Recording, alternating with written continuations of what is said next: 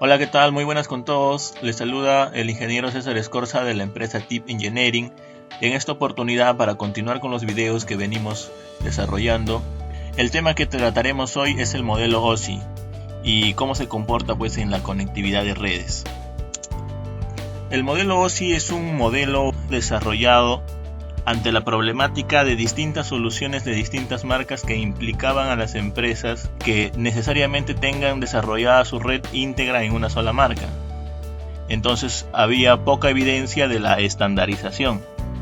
Para poder estandarizar todas las formas de funcionar de los distintos fabricantes de equipos de cómputo principalmente, lo que hizo la ISO, International Organization for Standardization, fue idear un modelo por capas, en el cual todas interactúan entre ellas y tienen cada una sus propiedades intrínsecas que nos permiten tener una idea más concreta y ordenada de cómo funciona todo esto, lográndose así la estandarización de protocolos y la compatibilidad entre distintos vendors o distintas marcas.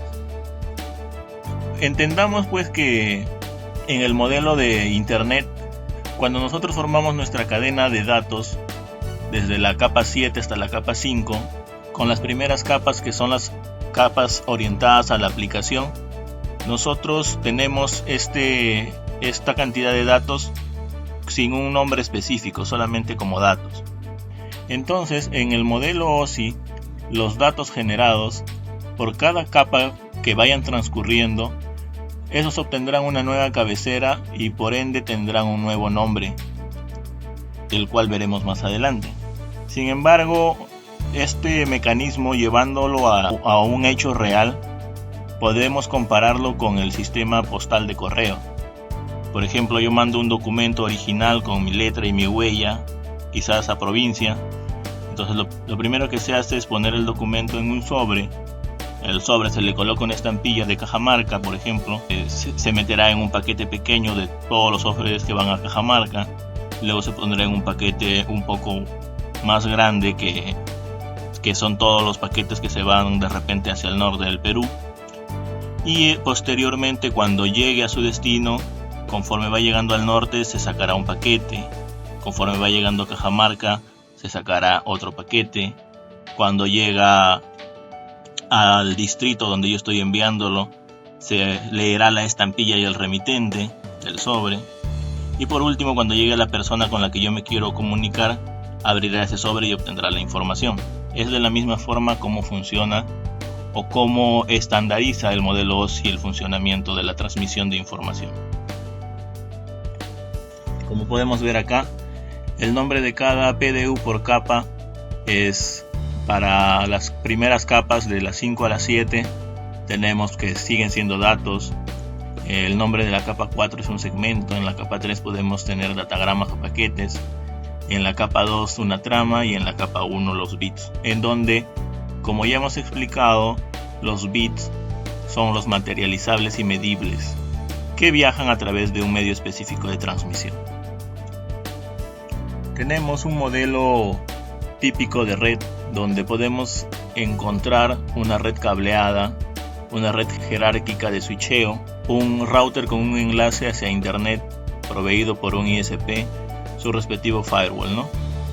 Es importante entender este modelo clásico porque es más o menos cómo funcionaría la gran mayoría de servicios de internet. Entonces, cuando nosotros tenemos la idea del modelo OSI, se presenta un modelo de capas verticales. Sin embargo, con esta representación lo que queremos es simbolizar que, si bien están presentadas las capas verticalmente, lo que en realidad hacen es conversar capa a capa, cada una con su par. La capa de aplicación, al nosotros de repente hacer un requerimiento web, empezará codificando una aplicación tipo HTTP. Esta capa de aplicación designará las siguientes labores a la capa de presentación.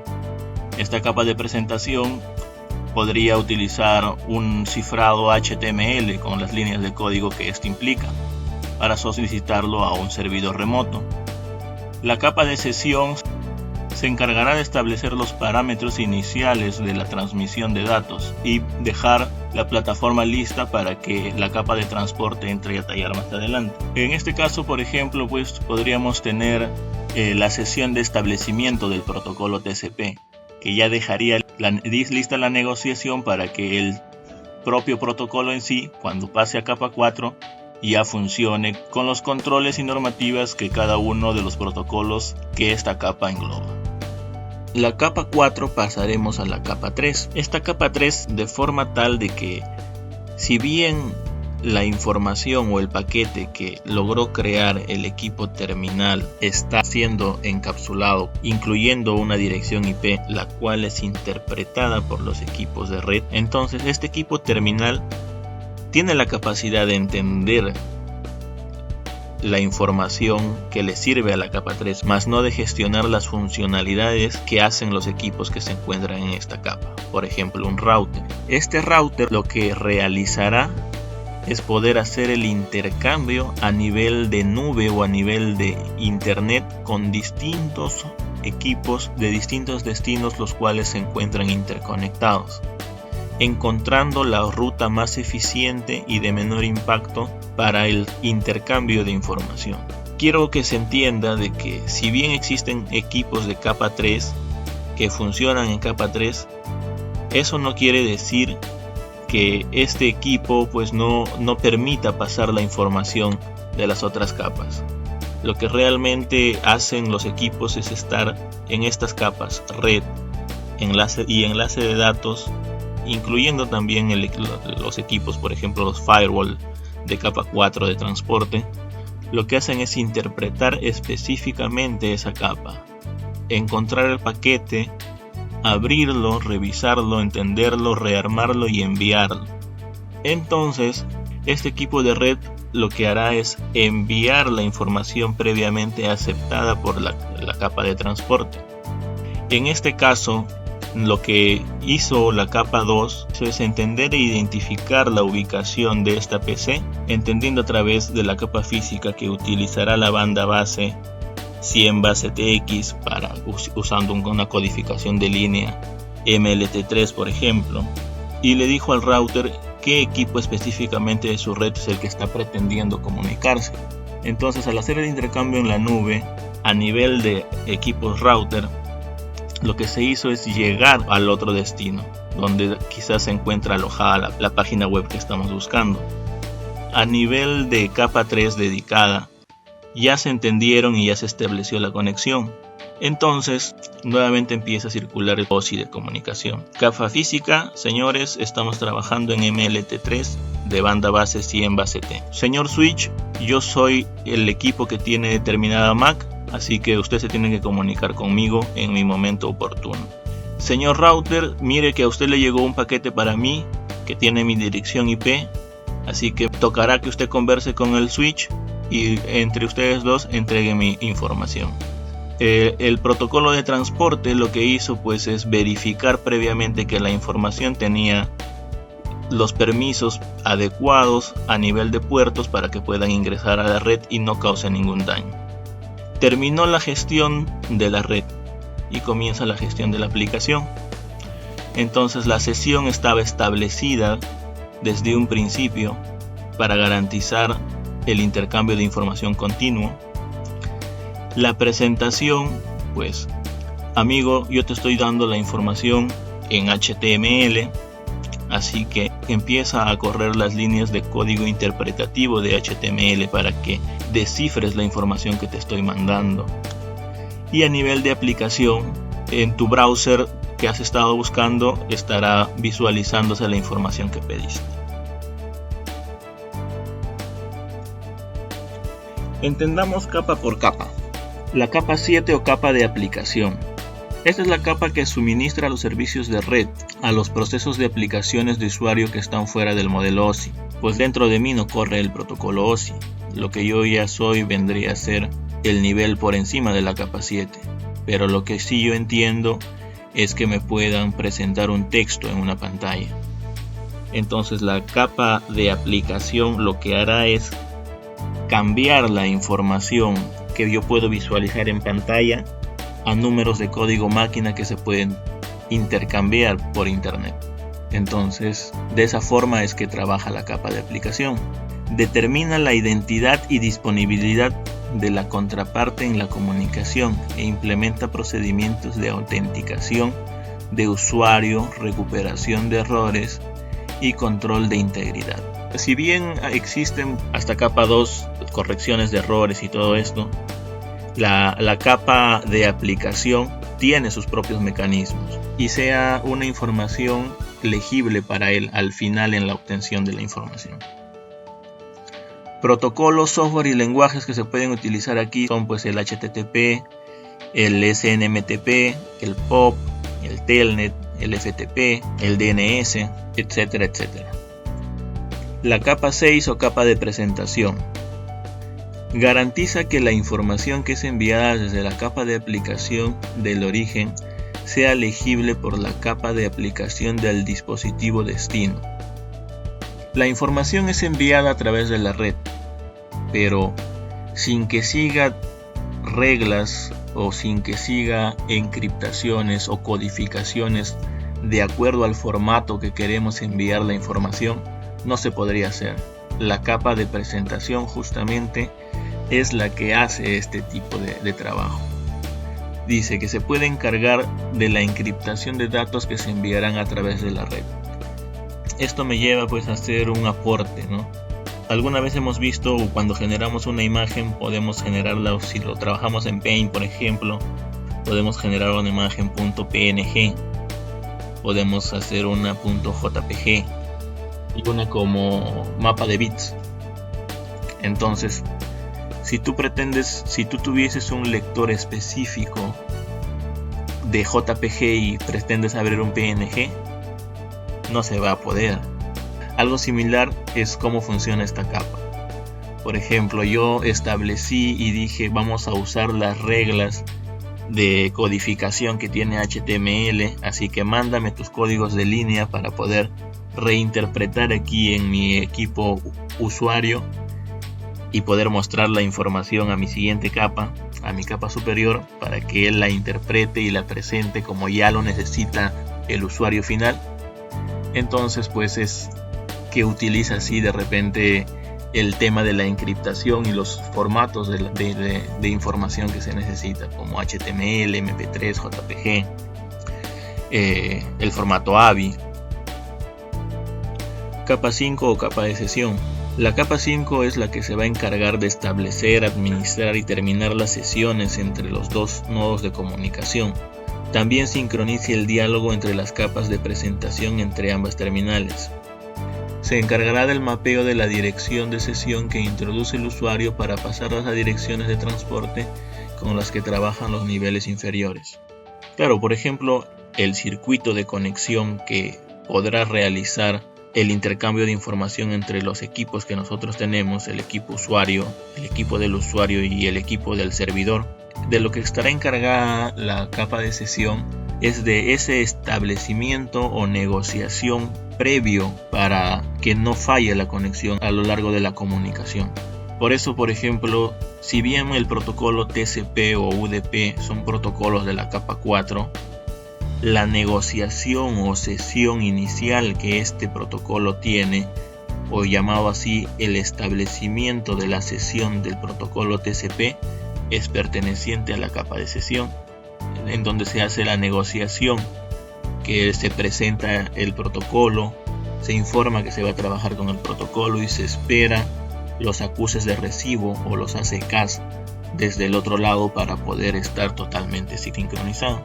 Entonces la capa de sesión es una capa muy importante y al lado de la capa de transporte lo que hace pues es formar la transición entre capas de la orientación hacia la aplicación hacia la orientación a la red.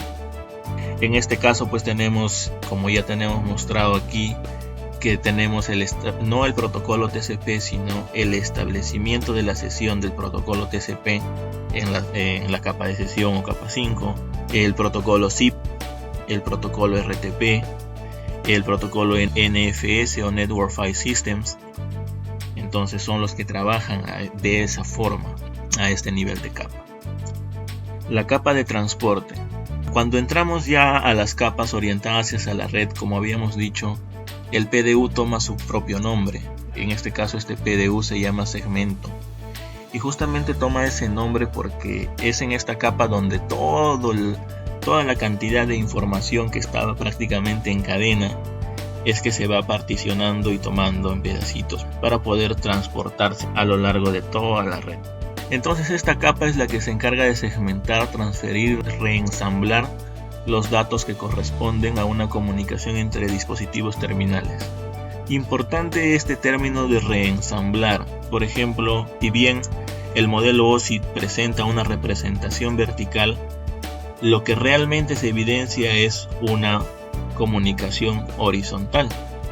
Y eso es porque cada capa está esperando la respuesta de su capa en el par opuesto, ¿no? Entonces, de esta forma, lo que la capa de transporte hará en el lado opuesto es reensamblar la información que había analizado para entender que estaba siendo enviada de forma segura, y utilizando el protocolo TCP, UDP u otros. Asegura la transferencia de datos confiable mediante el establecimiento, mantenimiento y finalización de circuitos virtuales. Comparte esta labor con la capa de sesión. Como se puede ver, pues es un nivel de transición bastante importante, entonces se necesita el trabajo mano a mano. Pero el encargado de la finalización final, del mantenimiento en sí, como transporte, ya no como inicio o como negociación inicial, sino como el medio de transporte para la información, es esta capa 4 la que se encarga de eso. Cuando entramos al nivel de capa 3 tenemos pues el PDU llamado datagrama o paquete, acorde a que si la capa 4 designó la utilización de un protocolo UDP o TCP respectivamente. Entonces esta capa 3 provee la conectividad y selección de la ruta entre dos dispositivos terminales que pueden estar ubicados en redes diferentes. Es verdad, porque la capa 3 es la que tiene encargada los protocolos de routing, y los protocolos de routing son los protocolos más eficientes por ser un router, un equipo que hace diferencias entre dominios de broadcast. Es el equipo que puede permitir el intercambio a nivel WAN o a nivel de nube, a nivel de internet entre redes distintas. Entonces en esta capa también es donde se entra a tallar o analizar el direccionamiento lógico que estamos presentando. Inclusive el direccionamiento lógico sale desde nuestro equipo terminal, sale hacia nuestro router, pero hoy en día al utilizar IP versión 4 lo que nosotros haremos es un nateo de información, haciendo pues pasar de nuestra IP de dominio privado a una IP pública para que salga a la red. Entramos ahora a la capa de enlace de datos o capa 2. El PDU es la trama. A este nivel nosotros lo que entenderemos por capa 2 es la capa que define el formato que ha de darse a los datos para ser transmitidos y cómo se controla el acceso a la red. Si nosotros hablamos de intercambiar la información a través del mundo, estamos hablando de necesariamente protocolos de ruteo. Llega la información de puerta a puerta, pero una vez que llegó a mi puerta, ¿cómo distribuyo esa información? Hay mucha información, hay muchos equipos, hay muchos cruces de información, todos están soltando llamados consecutivamente para que atendamos sus recursos. ¿Cómo me oriento hacia eso? ¿Cómo me oriento hacia ese dispositivo final? Capa 2. Entonces, capa 2 lo que se encarga es de interpretar, entender qué MAC de qué equipo específico de mi red se está relacionando con qué IP y cuál es el circuito que debo seguir para llegar a él. Entonces, la administración y el reconocimiento de las tablas MAC a nivel de los equipos de switches, sobre todo mientras más densa es la cantidad de usuarios, es fundamental. Entran a tallar temas también como el switching capacity, que es la capacidad de conmutación de datos que puede llegar al switch, que son temas que iremos realizando o viendo más adelante cuando tratemos proyectos de networking. Entonces aquí encontramos pues los switches administrables y los switches no administrables también, que muchas veces se utiliza como un switch de borde, ¿no? Una pequeña oficina y de repente 2 usuarios, solamente un punto de red, y estos usuarios solo reciben correos. Entonces se realiza pues se puede colocar un pequeño switch no administrable o tipo bridge que le dé información o que le dé acceso a red a ambos. Y la capa física, a mi parecer y en mi opinión personal, la capa más bonita de todas. Es donde se puede visualizar el intercambio de información. Bueno, yo por ser ingeniero electrónico, pues a lo largo de nuestra preparación lo que nos enseñan, desde el circuito más simple hasta de repente un circuito más complejo y programable, es entender un poco sobre la generación de señales y poderlas visualizar, como se está visualizando en este osciloscopio de gran espectro. Por ejemplo, para un intercambio de información en banda base 100 base TX, nos dice que al ser pues una red cableada solamente es vasto y suficiente la codificación de línea que vamos a tener. No hay necesidad de modular más allá la información, porque no va a haber un intercambio de medio. Va a ser un intercambio eléctrico entre 2 puntos, inclusive que están limitados en distancia, que no puede ser mayor a 100 metros. Entonces se te queda la información en banda base con codificación de línea y 2 equipos se entenderán. Ahora, quizás preguntarnos, ¿no? ¿Qué pasa si yo pongo un osciloscopio entre esos 2 equipos? Entonces, si yo pongo un osciloscopio entre los 2 equipos, la teoría dice que la señal resultante debería ser como esta, y el osciloscopio nos lee una señal como esta, que es bastante aproximada a la que estábamos esperando. Entonces, una forma de comprobar o de visualizar los bits, como yo les venía diciendo, es pues a través de este tipo de análisis, ¿no? Sin embargo, esto es muy específico y muy costoso también. Entonces la segunda forma que se hace pues son las certificaciones a nivel de equipos. Y los equipos certificadores, si bien no grafican esto, hacen cálculos estadísticos y encuentran las cantidades de errores y te pueden decir si está bien tu red o no está bien tu red.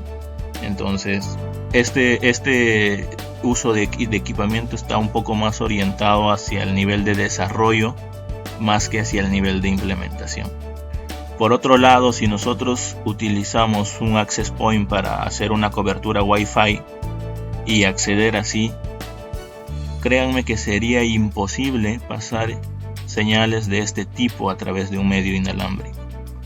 Entonces esa información que ya se encuentra en banda base necesariamente tendrá que ser modulada.